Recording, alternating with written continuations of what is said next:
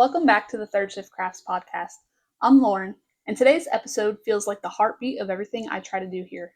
We're calling this one From Workbench to Table, Crafting Connection. Because here's the truth. Woodworking and cooking might look like two completely separate worlds. One's full of sawdust, clamps, and the hum of a sander. The other's smoke, fire, flavor, and the sizzle of a skillet. One takes place in the garage or shop, the other in the backyard or kitchen. But in my world, they're connected. They're connected by the act of making, of shaping raw material, whether it's wood or food, into something new. They're connected by the joy of actually using something you made with your own two hands. And most importantly, they're connected by what happens afterward, the way those creations bring people together. A cutting board isn't just a cutting board when you build it yourself. It becomes a stage where family dinners begin. A cast iron skillet isn't just dinner, it's a reason to gather, to sit, to slow down, to share. When I step back, I realize that so many of my best memories started in the workshop or at the grill, but ended around the table, surrounded by people I care about. So today, I want to share a little bit of how woodworking and cooking intersect in my life. Like the time I built a cutting board and then used it to prep a whole meal for friends, and how that small, ordinary act somehow turned into a memory we still talk about. I want to talk about how the process of making, whether it's sawdust or smoke, becomes its own form of connection, a kind of unspoken love language. And then I want to leave you with something practical, how even the smallest handmade touch can elevate your everyday life.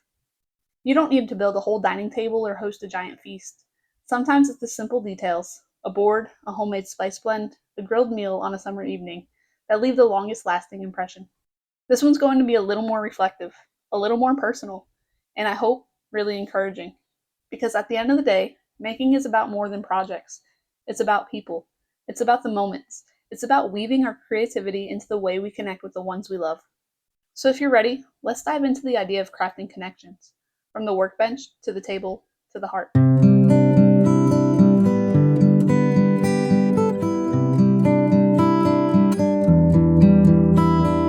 When people ask me what my first real woodworking project I ever made was, I usually tell them it was a cutting board. Not because it was the biggest or most complicated thing I've built, but because it was the first project that really lived a double life. It was a piece of wood that became part of a kitchen routine, part of a meal, part of a memory. And that shift from object to experience is where I really started to understand what crafting means to me. Now let me set the stage. I've been working with scraps for a while, tinkering around in the garage, little shelves, some odds and ends, nothing fancy. But there's this moment in woodworking where you want to build something useful, something that will get handled, held, used, not just displayed. For me, that thing was a cutting board. Cutting boards are one of the gateway projects for woodworkers.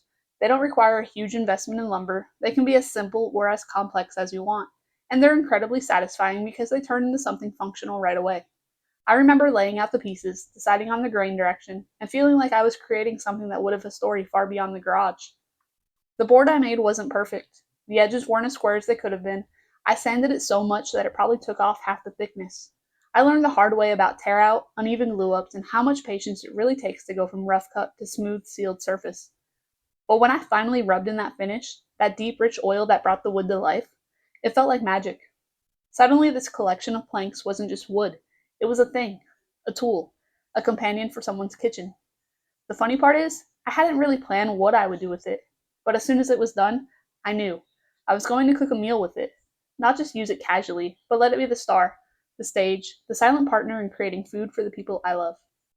So here's what happened. I invited a couple friends over. Nothing fancy, just a casual Saturday night. I wanted to test out the board, and in my mind, that meant chopping something worthy of it. I decided on a full on spread: grilled chicken, roasted vegetables, a fresh salad, and some crusty bread with olive oil. Simple, hearty, and colorful enough to make the board shine. There's something grounding about the rhythm of chopping vegetables on a surface you built yourself. Every time the knife hit the board, I thought about how those boards used to be just lumber leaning in the corner of my garage. Now they were the backdrop for food that would end up on plates, in conversations, and laughter. The scratches that started to appear didn't feel like imperfections. They felt like history being written in real time. When the meal was ready, I didn't plate everything separately. Instead, I cleaned the board, dried it off, and laid the roasted vegetables right on top. Then I set it in the middle of the table, family style, and something shifted. People didn't just take food. They leaned in, passed the board around, commented on the wood grain, asked questions about how I made it. The board itself became part of the evening, part of the conversation. We ate, we talked, and at some point someone said, "This makes dinner feel special." That's when it clicked for me. The project didn't end in the workshop. It ended here, at this table, in this moment. The sawdust, the sanding, the gluing, all of it I carried forward into laughter, connection, and memory. Now, I'm not going to pretend like it was some life altering event. Nobody cried, nobody stood up and toasted to the board. But looking back, it was one of those quiet markers in my creative life, because it showed me that what I built doesn't just exist for me. It lives in the hands of others, in the rituals of eating and gathering and sharing. And honestly, that board didn't last forever. After a couple of years, it warped a little from not being dried properly. It picked up a few stains from berries and beets. It ended up being retired to utility duty, the kind of board you grab for garlics or onions when you don't want to stain your nice one. But even in that, there was something poetic. It wasn't a museum piece. It wasn't meant to sit on a shelf. It did its job. It lived its life. And it left behind a memory that was worth far more than the cost of the lumber. That experience taught me something I carry into every project now. When you make something with your own two hands, you're not just creating an object, you're creating an invitation to gather, an invitation to slow down, an invitation to connect. And here's the part I really want to emphasize: it doesn't have to be a cutting board. It could be a hand carved spoon, a set of coasters, a bench in the backyard, even a jar of homemade jam or a bottle of small batch wine. The object itself is just the starting point. The real magic is what it sparks in the lives of the people who use it. In that way, woodworking and cooking are sisters. They both take raw material, transform it, and then hand it over to others in a way that says, "Here, this is for you. This is a piece of me, shaped for your table." That night with the cutting board was a reminder that creativity isn't about perfection. It's about presence. My board wasn't flawless. The meal wasn't gourmet. But the experience was real. And that, to me, is the entire point.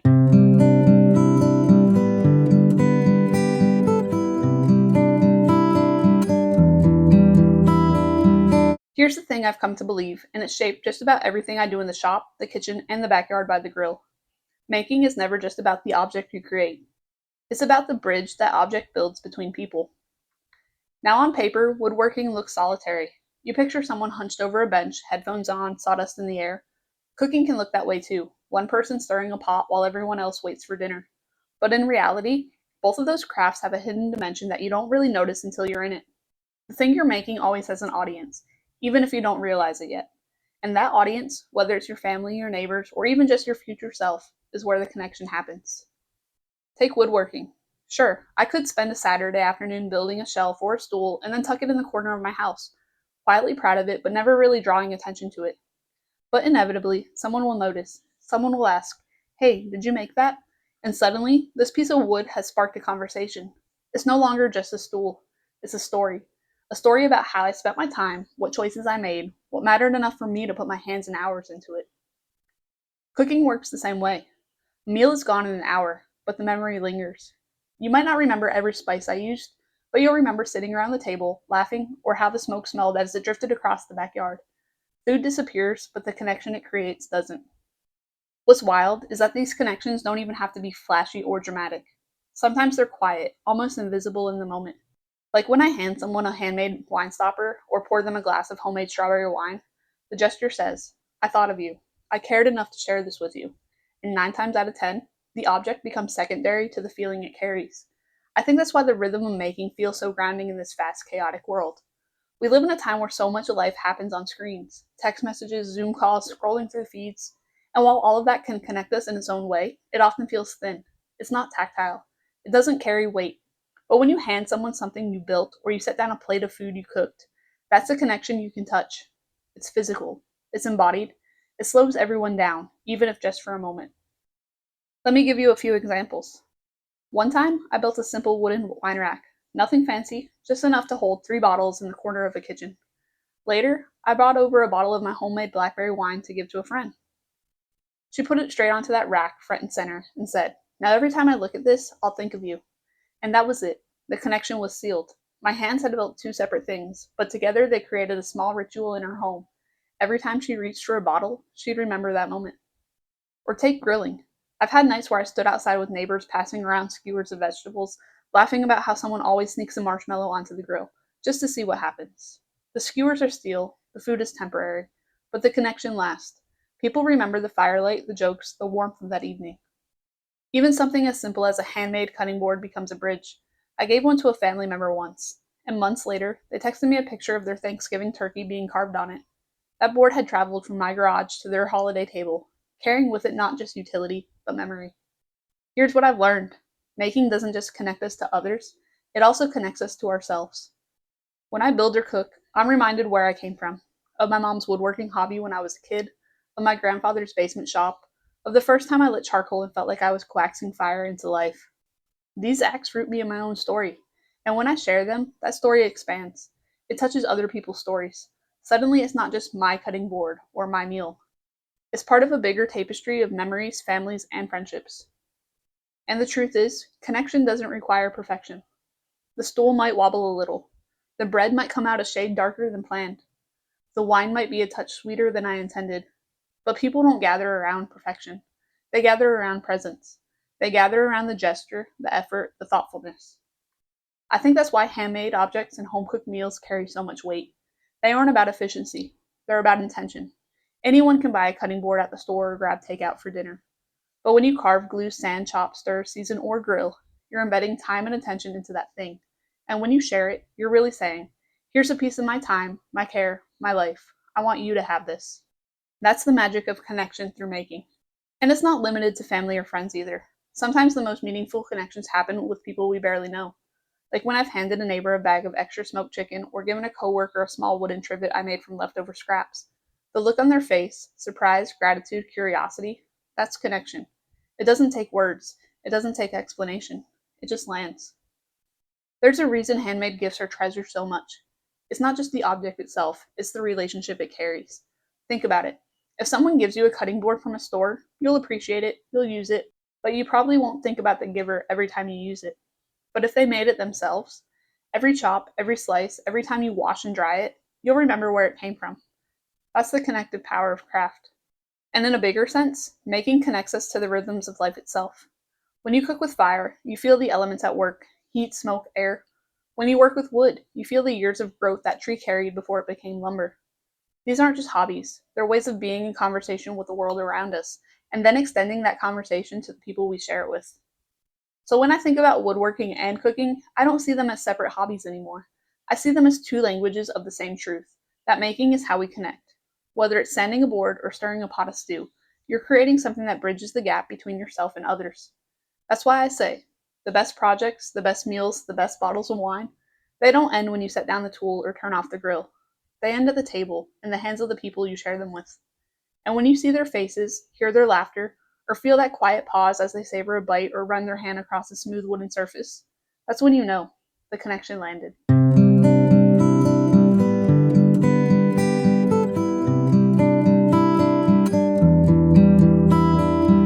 I'll never forget the first time one of my woodworking projects collided directly with one of my cooking projects in a way that felt almost poetic. It wasn't planned. I didn't set out thinking, oh, this is going to be the moment where my crafts connect. But looking back, it was exactly that. The story starts with the cutting board. It wasn't anything elaborate, not some end grain masterpiece with 20 kinds of exotic wood. It was just a sturdy rectangular board I'd pieced together out of maple and walnut strips. At the time, I was still fairly new to woodworking, and like a lot of beginners, I was caught up in the thrill of building something useful, something that wasn't just decorative but practical. I wanted this board to be something I'd reach for every day, the kind of thing that lived on the counter instead of tucked away in a drawer. When I finished it, I stood there in my garage running my hand across the smooth surface and thought, well, that's not bad at all. It wasn't perfect. A corner was a little uneven, and I probably went heavier than I should have on the mineral oil finish. But it felt solid. It felt alive in my hands. And more importantly, it felt ready to be used. So I decided to break it in the best way I knew how, by making a meal. That weekend, I had family coming over for dinner. Nothing fancy, just a Saturday night get together. I thought about what to cook, and the answer came quick. Smoked spatchcock chicken, one of my go to meals. Pair it with roasted vegetables and a couple bottles of wine, and you've got a crowd pleaser. Here's where the magic started to happen. The morning of the dinner, I laid that new cutting board right on the counter and spread out the whole raw chicken. As I pressed my palm down to flatten it, my knife gliding across that fresh surface, I realized I wasn't just cutting chicken. I was christening this piece of wood. I was initiating it into its purpose. And in that moment, the board wasn't just wood anymore. It was part of the ritual of feeding people I cared about. The smell of smoke drifted out into the yard as the chicken roasted on the grill. Guests trickled in, bringing bottles of wine and side dishes, laughter filling the house. When the bird was finally ready, I pulled it off the grill, golden brown with that irresistible smoky skin. And where did I set it? Right back onto that cutting board, the same one I had built with my hands just days before. I carved that chicken on the board while people crowded around, sneaking little tastes, cracking jokes about who always steals the crispy skin. And although no one said it out loud, I could feel it. The board itself was part of the moment. Every slice, every serving was an extension of that woodworking project. The simple act of putting tool to wood weeks earlier had now rippled forward into tool to knife, knife to food, food to family. That night, I remember looking around the table and thinking, this is it. This is why I make things. Because yes, the food was good. Yes, the chicken came out juicy, the vegetables caramelized, the wine flowing. But the deeper joy came from seeing something I built with my own two hands carry another thing I made into the lives of the people I love. It wasn't just dinner. It was a story layered into wood, fire, and time. And here's the thing. Nobody remembers how even the glue lines on that cutting board were. Nobody remembers whether the chicken hit exactly 165 degrees or a little higher. What they remember is the warmth of that evening, the way we lingered at the table, the way the handmade and the home cooked wove together into memory. That cutting board has seen a lot of meals since then. Every time I use it, I see faint knife marks that tell stories of past dinners. It's like the board has become a journal, recording the meals, the people, the seasons of my life. And it all started because one Saturday night, I decided to make something myself instead of buying it. But that's just one story. Another memory that sticks with me is the first time I shared my homemade wine alongside a handmade gift. It was strawberry wine, one of my earliest batches. Not perfect, but drinkable, sweet, and full of that fresh berry flavor. I paired it with a small wooden trivet I'd made out of leftover scraps from a project. Nothing fancy, just a square of wood with beveled edges. I bought them both to a friend's housewarming party, a bottle of homemade wine and a little wooden trivet, two things I had shaped from raw materials. And I'll tell you, the way her eyes lit up when she realized these weren't just store bought gifts, but things I had made, that's the look that sticks in my mind. We opened the bottle right then and there, pouring a glass, laughing about how I'd nearly ruined the batch. The trivet went straight under a hot dish of lasagna she pulled from the oven. And just like that, two things I'd made became part of her new home's very first gathering. That's the part I keep coming back to. The way handmade objects and homemade food don't just stay with the maker, they travel. They become part of someone else's story. Think about it. A store bought bottle of wine gets consumed and forgotten. A store bought cutting board gets used and ignored. But when you make something yourself, it carries you with it. It whispers, this came from my time, my effort, my care. And when someone else uses it, they feel that presence. That's what turns a simple evening into a memory that lingers. Looking back on these moments, I realize how deeply woodworking and cooking are intertwined for me. They're both about transformation: wood into board, raw chicken into dinner, juice into wine.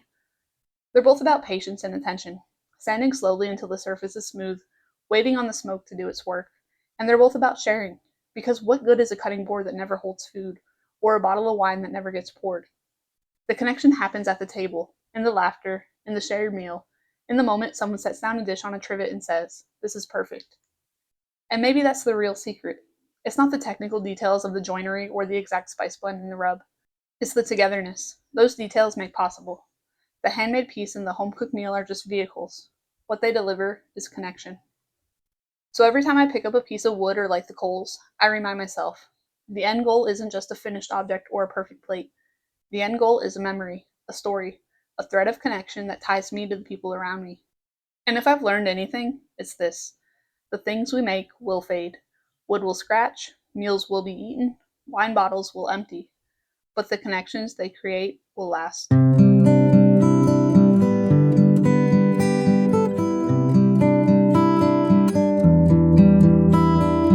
One of the things I've realized over the years is that the big moments, holidays, graduations, weddings, they get a lot of credit. And they should. Those are milestone moments. They matter. But if you zoom in on real life, the kind of life that happens on a Tuesday evening when you're tired, or a Sunday morning when the coffee's brewing slow, that's where the heartbeat of our days really live. And I think that's also where the handmade touches matter most. See, making doesn't have to mean building a giant farmhouse table or fermenting 5 gallons of wine. It can be small, it can be almost invisible. But those little handmade or home cooked touches are the things that elevate the ordinary into something worth remembering. Let me give you an example. I've got a set of wooden coasters that I made from offcuts. Just scrap wood that would have otherwise been tossed. Maple, walnut, and a little bit of cherry. Sanded smooth and finished with oil. Nothing complicated. But here's what happens. Every time I set down a cup of coffee on one of those coasters, I notice it. Not in a loud way, but in a quiet, grounding way. I know that I shaped that piece of wood. I turned a leftover into something useful. And in the middle of whatever chaos the day brings, that little touch is like a reminder. You built something. You created something. You made this ordinary moment a little more yours. And you know what? Guests notice too. They might not say, wow, what a fantastic use of scrap maple. But they'll run their hand along the edge or pick it up just to feel the weight, and you can see a click. It's not about showing off, it's about showing care. That's the magic of small handmade touches. They change the energy of a space without shouting about it. The same goes for cooking. I don't always have the energy to pull off a full spread, but even a simple homemade element can elevate a meal. Like when I make a quick vinaigrette for a salad instead of pouring it out of a bottle, or when I take 5 extra minutes to char vegetables on the grill instead of steaming them in the microwave. Those little steps don't just change the taste of the food, they change the experience of eating it. Here's the part that really gets me. You don't even need anyone else there to feel it. Handmade touches elevate your own everyday life too. There have been plenty of nights when I've poured myself a glass of homemade wine, set it down on a handmade coaster, and just sat there in the quiet. No audience, no gathering, just me and the little reminders that I'm capable of shaping my own world. And honestly, that matters as much as the big celebrations. Maybe more. Because those are the moments that build resilience. The ones that remind you that you can keep going, that you can find joy even when life feels heavy. But when you do bring people into it, the ripple multiplies. A while back, I hosted a casual cookout. Nothing fancy, just burgers, some veggies, and my cast iron skillet sitting right on the grill. The burgers were good, the zucchini charred up nice, but what people kept commenting on wasn't the food itself. It was the serving board. I had thrown together a quick wooden platter from maple, stained it, sealed it, and decided to use it as a serving tray. Everyone who picked it up said something like, "Wait, did you make this?" And I'd shrug and laugh, because to me it was just scraps, but to them it was special. It shifted the whole energy of the meal. Suddenly it wasn't just burgers off the grill, it was a handmade, home hosted evening. That's what I mean by elevation. It's not about perfection. That board had a knot. The stain soaked in unevenly in spots. But none of that mattered. What mattered was the intention, the thought, the care. The fact that I'd chosen to make instead of buy, to create instead of default. And if you think about it, isn't that what we're all hungry for these days? Not more stuff, not more perfection, but more intention. More of those little reminders that we're human, that we're connected, that we can slow down and savor. I think about my grandmother a lot in this context. She had a habit of making meatballs, not for special occasions, just part of her rhythm. And when you walked into her house, the smell of meatballs was everywhere.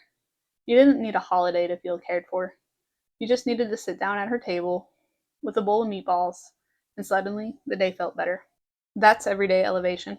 For me, woodworking and cooking are just vehicles. For me, woodworking and cooking are just the vehicles. For you, it might be something else: knitting, gardening, painting, brewing coffee with care instead of rushing through it. But the principle is the same.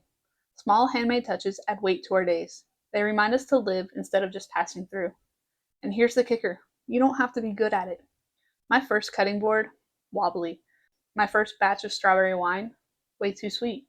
My first cast iron attempt at cornbread, nearly burned down the kitchen. But the memory of those things is better because they weren't flawless. Perfection isn't connection, presence is. So if you're sitting there thinking, well, that's nice for you, but I'm not crafty, I'm not a woodworker, I'm not a cook, let me gently challenge you. You don't have to take on a huge project. Start with something tiny. Handwrite a note instead of sending a text. Stir together a homemade sauce instead of tearing open a packet. Light a candle you poured yourself. Whatever it is, let it carry a little bit of you into the moment. Because when you do that, you're not just making an object, you're making meaning. And if I've learned anything from blending sawdust with smoke, it's that meaning is what lingers. The chicken gets eaten, the wine gets poured, the board gets scratched, but the care stays, the connection stays, the elevation stays. So here's my takeaway for you: look for the tiny opportunities. Don't wait for the big milestones. Everyday life deserves beauty too. Everyday life deserves memory too. And sometimes the best way to honor that is to bring a little bit of your hands, your heart, and your creativity into the ordinary. That's how you turn a Tuesday into something worth remembering. That's how you take a meal or a coffee or even just a quiet evening at home and let it remind you of what matters. And trust me, the people around you will notice, even if they don't say a word. Because handmade touches are like that. They don't shout, they whisper. But those whispers last a lifetime.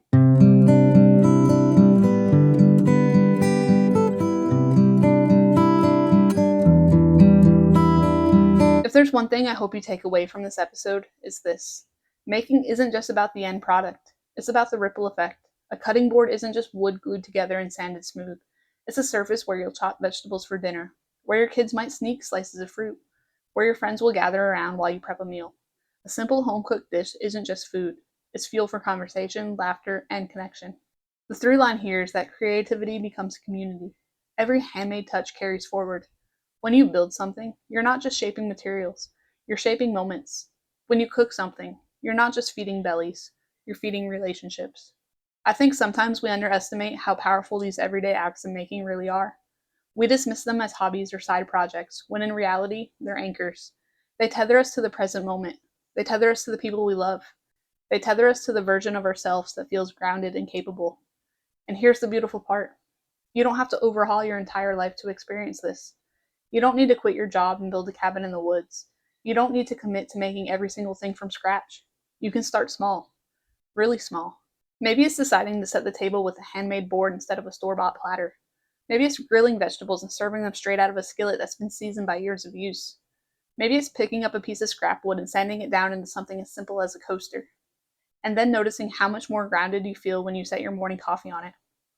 Those little choices add up. They shift the energy in the room. They signal care, intention, and presence. And those signals ripple outward. The other thing I want you to take with you is this: connection doesn't have to be complicated.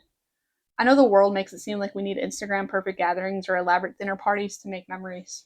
But honestly, some of the best connections happen when the table is mismatched, the food is simple, and the handmade touches speak louder than any decoration ever could. It's the cutting board with the knife marks from years of use. It's the skillet that's been on every camping trip. It's the bottle of homemade wine that doesn't even have a label, just a piece of masking tape scribbled with the date. Those are the things people remember.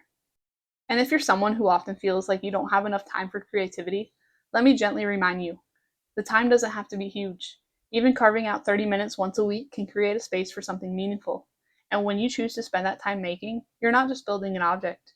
You're building a moment that might connect you to someone in ways you can't even predict yet. So here's my encouragement: pick one small thing this week. One small handmade touch you can bring into your everyday life. One small handmade touch you can bring into your daily life. It doesn't have to be woodworking. It doesn't have to be cooking. It just has to be something you shape with intention. And then watch how it changes not just the thing itself, but the way you feel when you use it. Because at the end of the day, this is about more than wood, fire, and wine. It's about life crafted. Life lived slower, deeper, and more connected. Life where even the smallest handmade touches can elevate the everyday into something sacred. And that's the kind of life I want for myself, and for you too. So as we close out this episode, here's your takeaway: don't wait for the big milestones. Don't wait for perfection. Start small. Start now. Make something, share it, use it, and let it connect you to the people and the moments that matter most. Because from the workbench to the table, what you're really crafting is connection. Thanks so much for listening to today's episode of the Third Shift Crafts podcast. If this resonated with you, I'd love for you to subscribe, share it with a friend, or tag me on Instagram at Third Shift Crafts so I can see what you're making. Until next time, keep crafting, keep cooking, and keep finding those little ways to connect.